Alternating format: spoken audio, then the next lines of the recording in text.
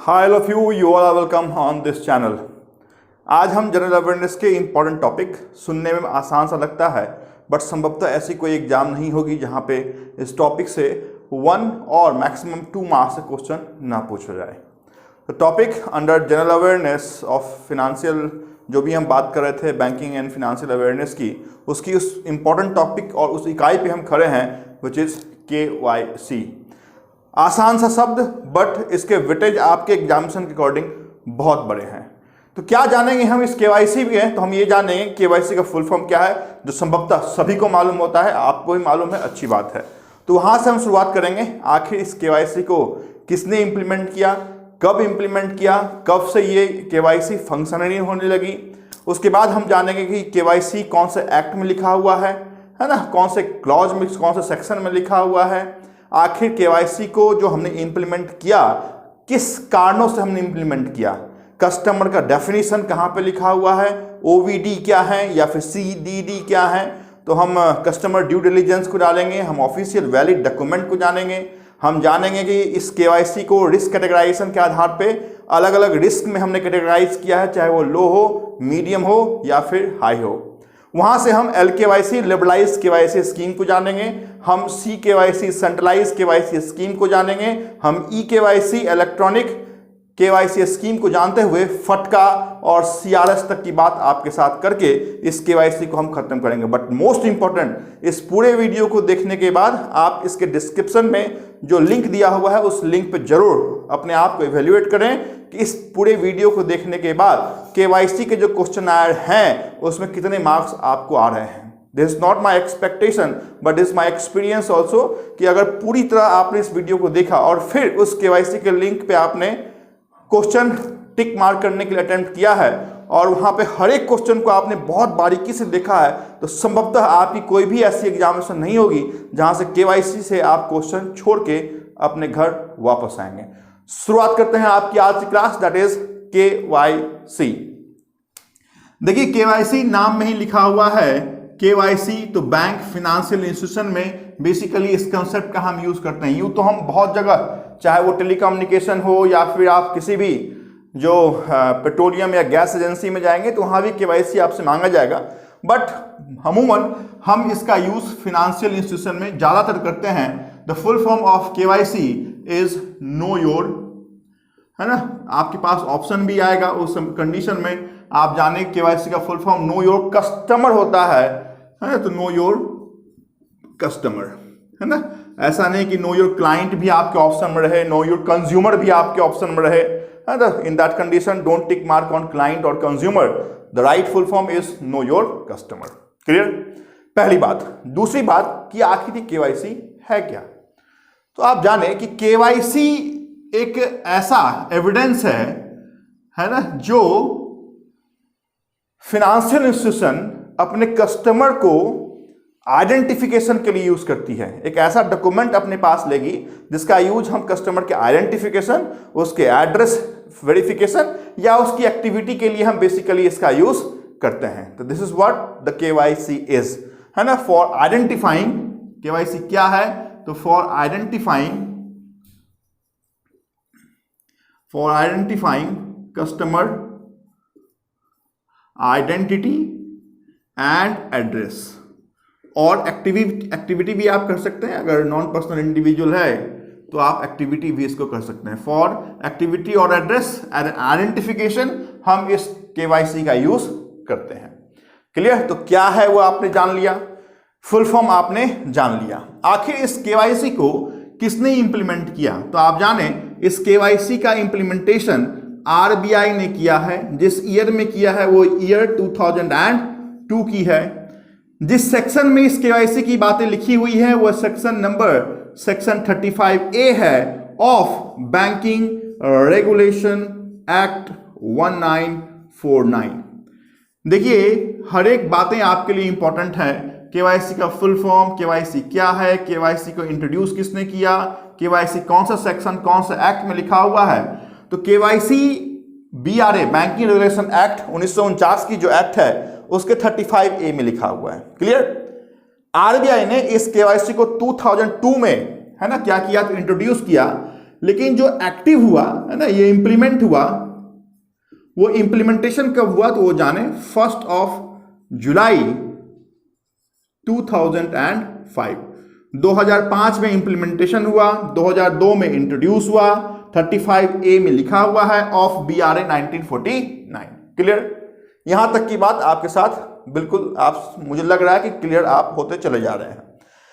Next आपको जानना है कि आखिर ये जो केवाईसी डे है, बहुत बार ऐसा भी क्वेश्चन पूछा गया कि केवाईसी डे हम कब मनाते हैं, तो ऐसा लगता है कि हो ना हो जिस दिन हमने इस केवाईसी का आपको क्या इंप्लीमेंटेशन किया था उसी दिन मनाते होंगे। तो 1 जुलाई पे हम टिक मार्क करते हैं, but don't tick mark on 1 July. The right answer is 1 August.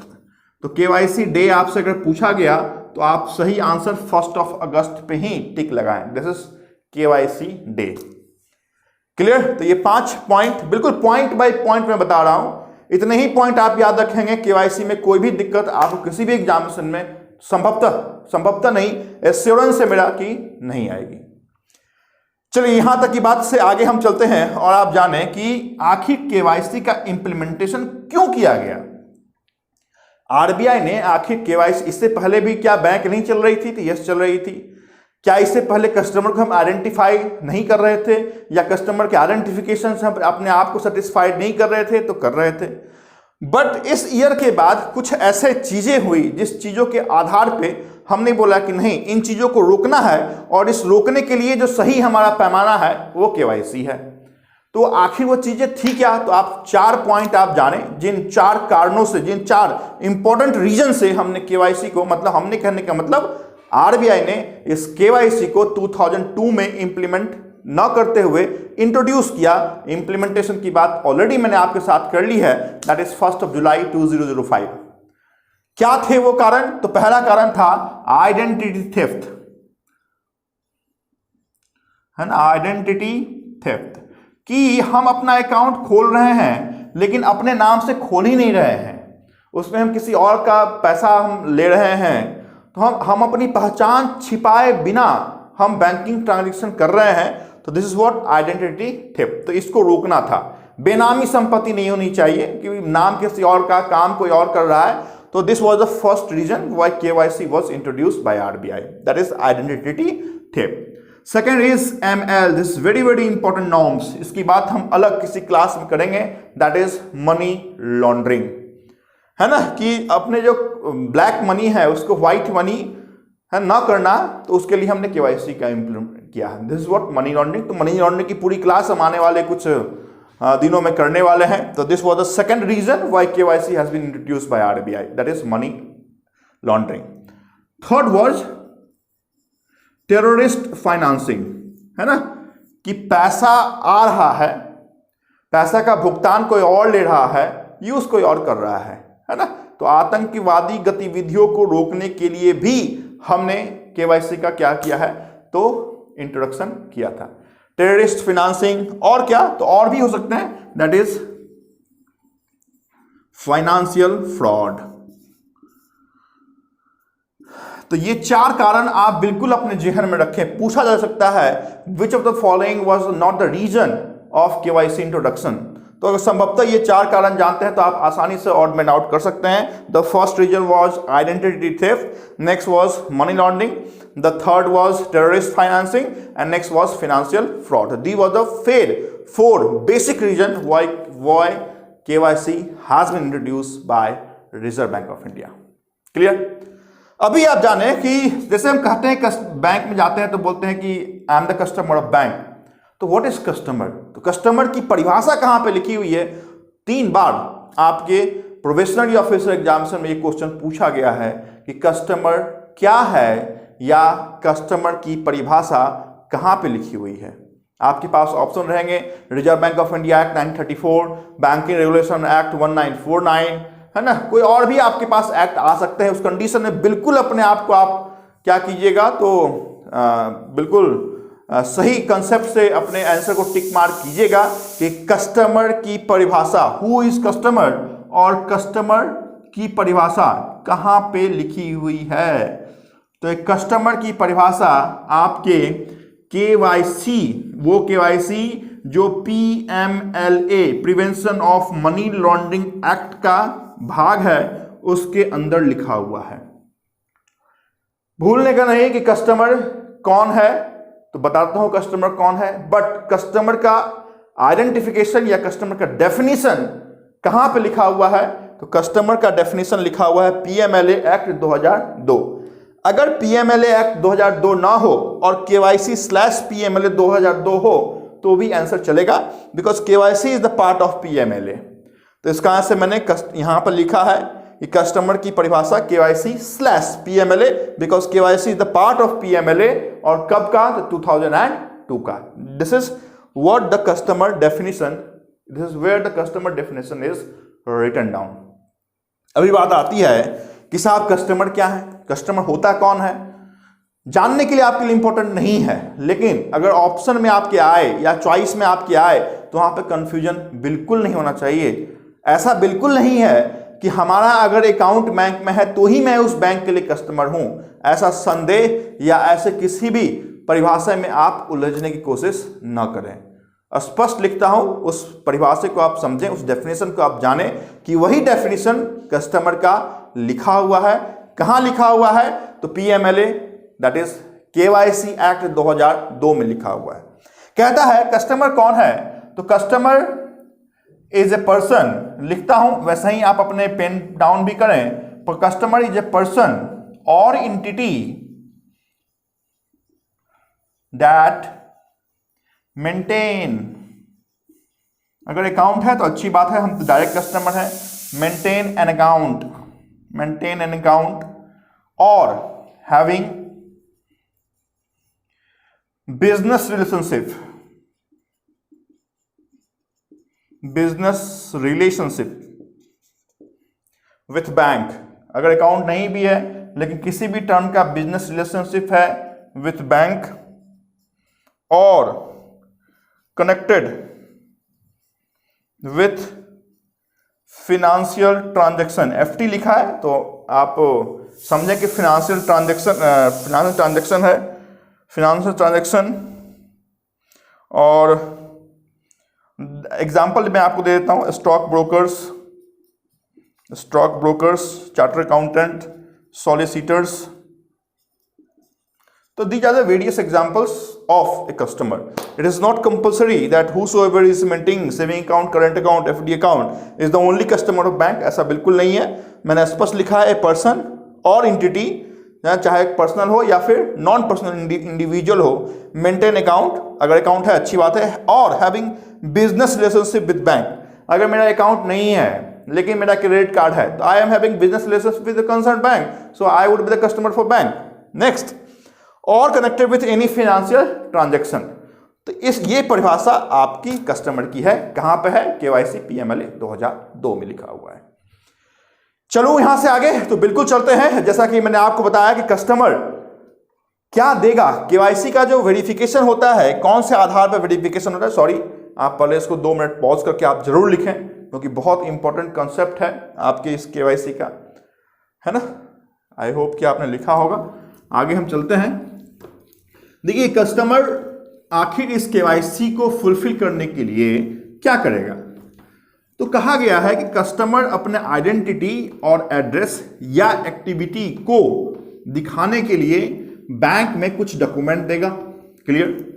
Bank क्या करेगी, तो बैंक उस डॉक्यूमेंट का वेरिफिकेशन करेगी कि जेन्युइन है या नहीं है, और जेन्युइननेस पाने के बाद बैंक क्या करेगी, तो अपडेशन कर देगी। तो आखिर कौन से टाइप के डॉक्यूमेंट हैं जिसकी जरूरत एक फाइनेंशियल इंटरमीडिएरी या एक फाइनेंशियल इंस्टीट्यूशन जैसे कि बैंक या NBFC होती है उसे पड़ती है। तो for fulfilling the KYC document, है ना, RBI ने उन डॉक्यूमेंट को मिला के एक नाम दिया है, दैट इज OVD। OVD का फुल फॉर्म मैं लिखता हूं, ऑफिशियल वैलिड डॉक्यूमेंट। बहुत इंपॉर्टेंट, एक तो full form itself is very important कि OVD क्या है। तो OVD RBI ने नाम दिया है, ये नाम के आधार पे कुछ ऐसे डॉक्यूमेंट हैं जिसको आप अगर बैंक के पास दे दें तो KYC का जो पर्पस है वो फुलफिल हो जाता है। अभी आप जाने कि इस ओवीडी को सबमिट करने के बाद बैंक क्या करेगी, तो bank will do CDD. What is the full form of CDD? तो मैं यहां पर लिखता हूं कस्टमर ड्यू डिलीजेंस। बहुत इंपॉर्टेंट ये भी फुल फॉर्म है। देखिए एक तो full form itself is very very important, तो आने वाले क्लास में फुल फॉर्म भी पढ़ाऊंगा। ऑलरेडी मैंने कुछ पार्ट पढ़ाया भी है फुल फॉर्म का। केवाईसी को सबमिट करने के लिए ओवीडी डॉक्यूमेंट प्रोड्यूस करना है। The full form of OVD is official valid document. After submitting the OVD document bank will do CDD. The full form of CDD is customer due diligence. अभी इस OVD में क्या आते हैं, तो there are 6 document prescribed as official valid document. कौन कौन से वो डॉक्यूमेंट हैं, तो आप जाने first is your PAN card. तो PAN card is your official document. Next is Aadhaar card. Next is election ID, जो भी इलेक्शन कमीशन ने आपको दिया है, इलेक्शन वोटर कार्ड जिसको आप कहते हैं voter card. Next is driving licence, उसके बाद passport, and last is MNREGA card. जो गांव में स्कीम चलती है गवर्नमेंट ऑफ इंडिया की, Mahatma Gandhi national employment rural guarantee act, तो उसके भी कार्ड हैं। That is also will be considered as official valid document. सिर्फ यही 6 ऐसे डॉक्यूमेंट हैं जिसकी जरूरत आपको बैंक में पड़ती है। ऐसा नहीं कि इलेक्शन कार्ड चाहिए है ना, या फिर कोई और भी कार्ड चाहिए, ऐसा बिल्कुल नहीं है। These are the only 6 prescribed document by Reserve Bank of India as OVD for KYC verification and due diligence, customer due diligence process. तो इसकी बात मैंने आपके साथ कर दी है। हर एक फुल फॉर्म को आप बहुत ध्यान से जरूर देखें। अभी हम आगे चलेंगे और आप जान लें कि कस्टमर के रिस्क के आधार पे अलग अलग कस्टमर अलग अलग टाइप के रिस्क की होते हैं। तो कस्टमर के रिस्क के आधार पे हमने क्या किया है, तो केवाईसी को क्लासिफाइड कर दिया है। कस्टमर के रिस्क को अलग अलग क्लासिफाइड कर दिया है। तो आखिर ये रिस्क होता क्या है, तो वो पहले आपको जानना है। तो जाने कि कस्टमर के जो रिस्क हैं वो कितने टाइप में क्लासिफिकेशन किए हुए हैं। तो there are basically 3 classification of customer risk. तो मैं यहां पर लिखता भी हूं रिस्क कितने टाइप का है, तो 3 टाइप का है। कौन कौन सा, तो पहले को हम बोलते हैं हाई रिस्क। High risk. दूसरा कौन सा है, medium risk, and third is low risk. पूछा जाएगा which of the following is not a type of risk classification, तो उस कंडीशन में आपको जानना पड़ेगा कि there are only 3 prescribed risk under KYC, that is low, medium and high, और हाई, मीडियम और लो। अभी हमारा और आपका अकाउंट कौन से कैटेगरी में आता है, और आखिर इन जो क्लासिफिकेशन है इसका यूज क्या है। तो आप जाने कि आप जो बैंक में केवाईसी डॉक्यूमेंट प्रोड्यूस करेंगे वो कितने साल के बाद करेंगे, that is very very important. और ये क्वेश्चन कई बार आपके एग्जामिनेशन में पूछा गया है कि हाई रिस्क कस्टमर कितने साल के बाद अपने अकाउंट में केवाईसी को प्रोड्यूस करेगा, या मीडियम रिस्क कस्टमर कितने साल के बाद अपने केवाईसी को प्रोड्यूस करेगा। तो आप जाने कि आपका या मेरा जो अकाउंट होगा किसी बैंक में as a individual account, that is considered as low risk account. Clear. Low risk का अकाउंट है, कितने साल के बाद आप अपडेट करेंगे अपने केवाईसी को, तो each after 10 years। If the account is falling under medium risk, you need to update or you need to submit your KYC or OVD document each after 8 years। Similarly, अगर high risk account है तो आपको आपके KYC को bank में after each 2 years के बाद submit करने हैं। अभी साहब बात आती है ये कि ये हाई रिस्क में अकाउंट किसका होगा। This is most important concept for bank examination. तो जाने कुछ एग्जाम्पल मैं आपके लिए लिखता हूं, उस एग्जाम्पल को हमेशा आप सेगमेंटेड करके रखेंगे कि ये हाई है, ये मीडियम है, ये लो है। तो पहला लिखता हूं हाई रिस्क में क्या आएंगे, तो वैसे कस्टमर जो आपके इंडिया से 182 डेज प्लस बाहर, मतलब ज्योग्राफिकल सीमा से बाहर रहते हैं, they are considered as NRI customer.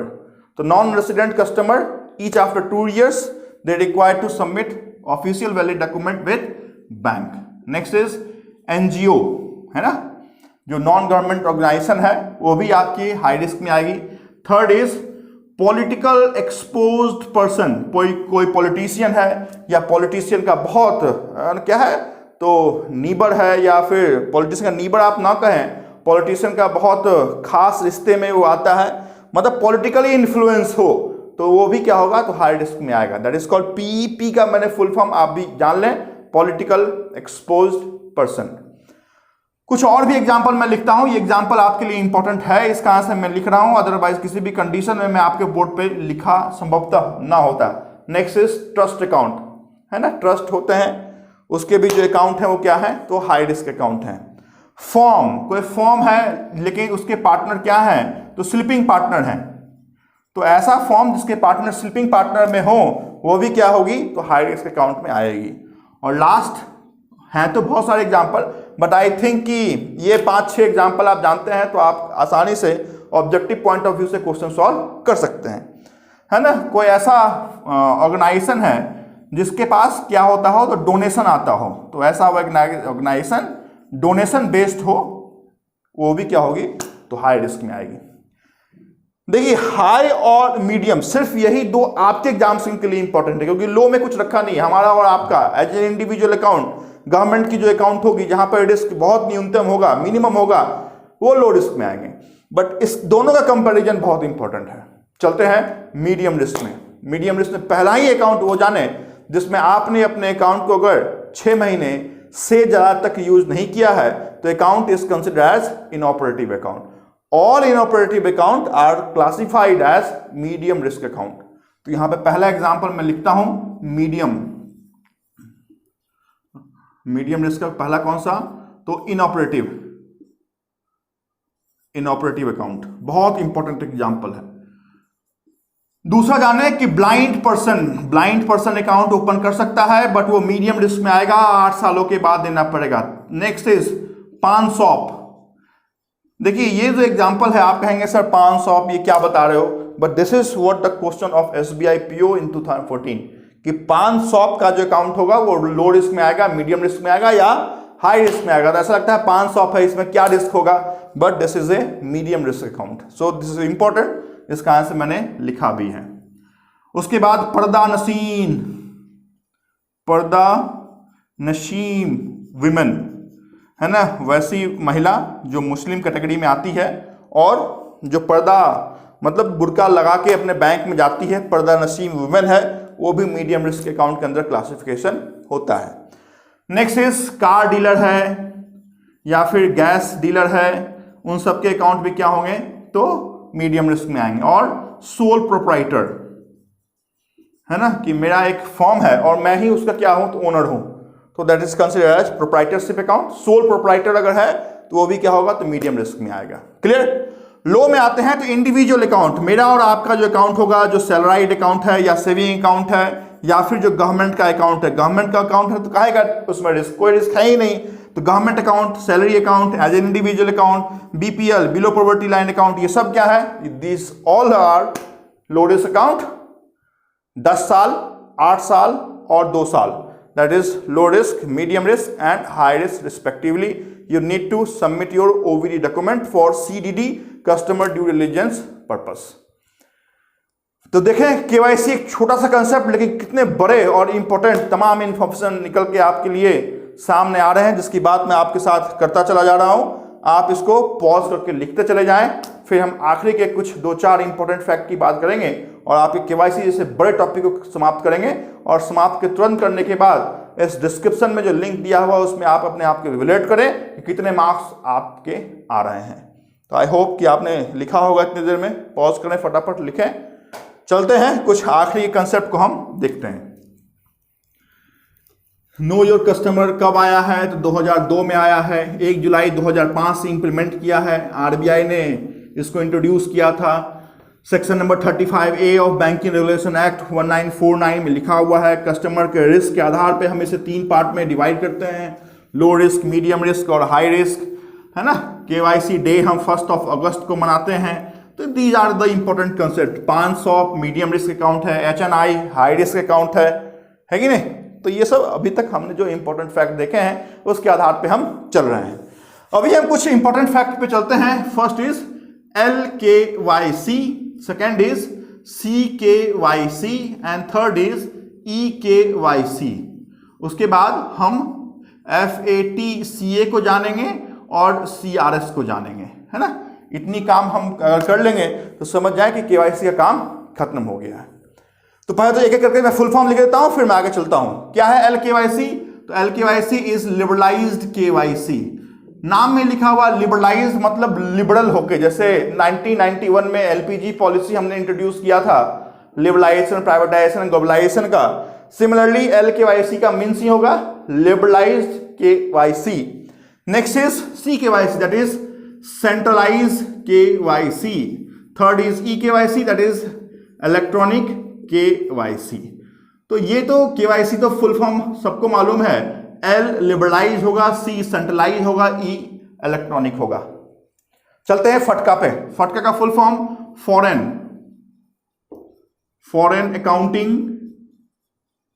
Foreign accounting tax compliance act. This is what the full form of फटका। बताऊंगा फटका क्या है। नेक्स्ट चलते हैं CRS पे। कॉमन, C का मतलब सेंट्रलाइज, यहां पर मत टिक मार्क कर देना। कॉमन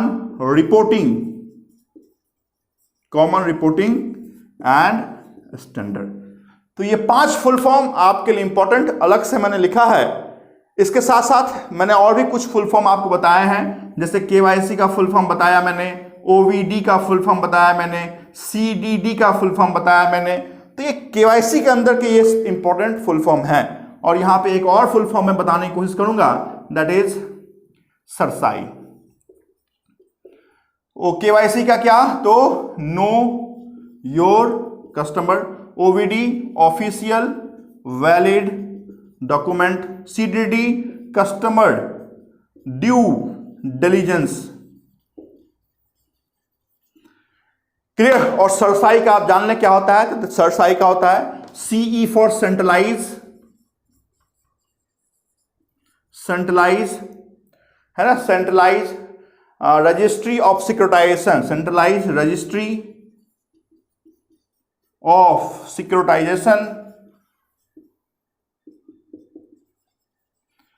है ना। जैसे आपने सरफासी का देखा होगा ना, सरफासी मैंने पहले ही पढ़ाया है NPA में, तो उसी सरफासी का आधार पे ही ये सरसाई भी है, centralise registry for securitisation, asset reconstruction and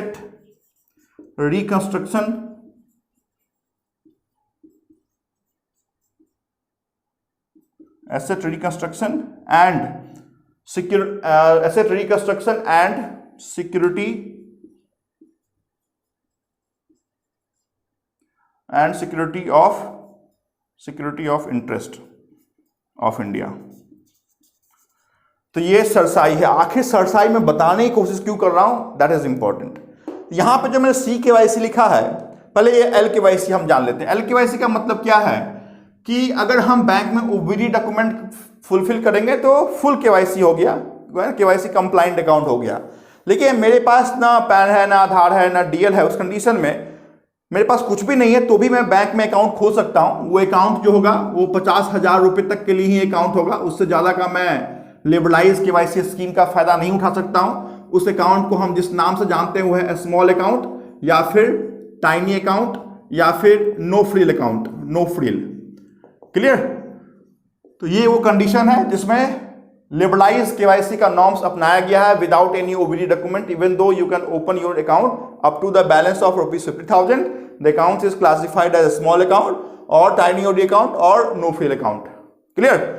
जैसे ही आप इस अकाउंट में KYC आप सबमिट करेंगे विद इन 1 ईयर, 1 साल के अंदर आपको सबमिट करना है, your account will be considered as BSBDA account, that is basic saving bank deposit account.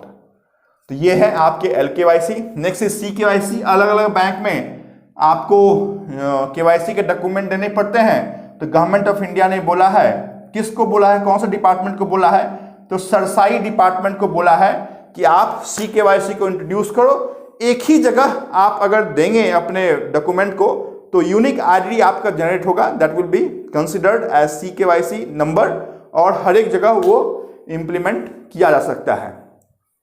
Next is EKYC। अगर आधार ऑथेंटिकेशन आप करते हैं तो ऑटोमेटिकली बायोमेट्रिक मशीन पे आप जब आधार ऑथेंटिकेशन के लिए अपने थंब इंप्रेशन डालेंगे तो उस कंडीशन में फिजिकल को भी पैन या आधार देने की जरूरत नहीं है। ऑटोमेटिक आपका जो डेटा होगा वो UIDAI के साइड से ऑटोमेटिक फेच कर जाएगा, that is electronic KYC। Last क्या है तो फटका एंड CRS। इंडिया और USA गवर्नमेंट के बीच में जो पैक्ट हुआ है उस पैक्ट के आधार पे ये कहा गया है कि वैसे कोई भी सिटीजन जो US सिटीजन हो और इंडिया में अकाउंट ओपन कर रहे हो तो उसकी इंफॉर्मेशन हमें US डिपार्टमेंट को देनी है। दिस इज व्हाट द फटका अंडर KYC, है ना। तो फटका का संबंध सिर्फ इंडिया और USA के साथ है, बट सेम रिलेशन इंडिया और 90s कंट्री, यूरोपियन कंट्रीज में ज्यादा है। तो सेम कंडीशन, चूंकि मनी लॉन्ड्रिंग ना हो कि हमने यहां का अकाउंट कहीं और खोल लिया, तो ऐसा ना हो। तो 90 other countries other than USA, 90 other country के साथ जो पैक्ट है उस पैक्ट का नाम है CRS, that is common reporting standard. FATCA only with USA, CRS other than USA along with 90 country, जहां पे हमें अगर उनका सिटीजन है ना तो हमें फ्लैग यस करना पड़ता है, so that they come to know कि this citizen has open one individual account in India और इंडियन टेरिटरी ऑल्सो। तो these are the different important fact जो हमने KYC के अंदर समायोजित किया था, आपके लिए इंपॉर्टेंट फैक्ट हैं। तो यहीं पे मैं संभवतः इस वीडियो को खत्म करूंगा। जरूर से जरूर आप जाके डिस्क्रिप्शन बॉक्स के लिंक को एक्टिव करें, टेस्ट दें, एवेल्युएट करें, मार्क्स अच्छे लाएं, यही मेरी क्या है तो यही मेरा एम भी है और इसी एम से आपको भी चलना पड़ेगा। जैसे हमने वीडियो देखा, हम आखिर पढ़ते क्यों हैं? पढ़ते इसका आंसर है कि मुझे एग्जाम देना है, लेकिन वीडियो देखने का भी तो कोई मोटो होना चाहिए ना। तो हम वीडियो देख रहे हैं, अदरवाइज पता चला कि जब मेंस का एग्जाम होगा तब देखा जाएगा, तो ऐसा नहीं होना चाहिए। आप वीडियो देखें और उस देखने का एक मोटो हो, वो मोटो आपके डिस्क्रिप्शन में हो, तो वीडियो देखने में मजा और इंटरेस्ट कुछ और अलग आता है।